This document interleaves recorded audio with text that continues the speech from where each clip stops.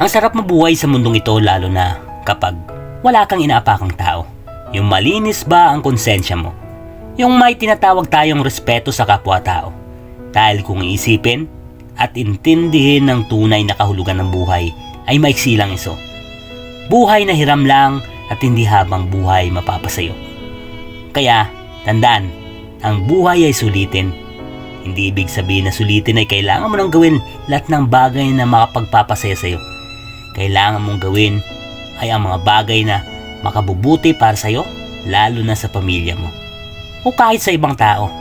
Pero aminado, minsan makakagawa tayo ng bagay na hindi mabuti dahil tao lang tayo. Normal lang yan kasi hindi tayo perpekto. Ang importante, sa mga pagkakamali ay matututo tayo. At paalala, yung buhay ay maraming pagsubok. Pagsubok na nakaabang para maging matatag tayo. Kaya galingan mo, harapin mo lang yan. Kasi matatag tayo at may pusong palaban. Kayang-kaya mo yan. Ikaw pa ba, iho? At kapag nanghina ka na, isipin mo lang ang mga taong nagtitiwala sa'yo at umaasa sa'yo. Yung mga anak na laging nagsasabing, dati, ang galing mo. Yung nanay mo na laging naririnig, anak ko yan, kaya sa akin yan nagmana. At tatay mong laging pumapayong, anak, galingan mo. Alam mo, kayang-kaya mo yan dahil tayo ang haligi ng pamilya.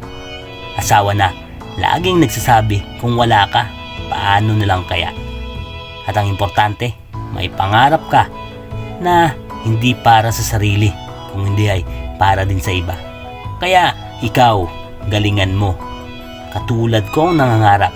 Para sa huli, malasap natin ang sarap. Itatak mo sa isip mo na kayang-kaya mong umangat katulad ng iba na galing din sa hirap. Pero lagi nating isipin na ang tagumpay ay hindi lang basihan ng pera o estado ng buhay. Mas masaya kapag buo at nagkakaisa ang pamilya. Yung malayo sa sakit, malaking tagumpay na yan na pinapangarap din ng iba. Kaya, lumaban ka lang. Yung hamon ng buhay, panis yan kapag tayo ay merong respeto at disiplina. At lalong-lalo na kapag inisip mo lagi na may Panginoon nakasangga ka dahil hindi tayo pinapabayaan kahit kailanman.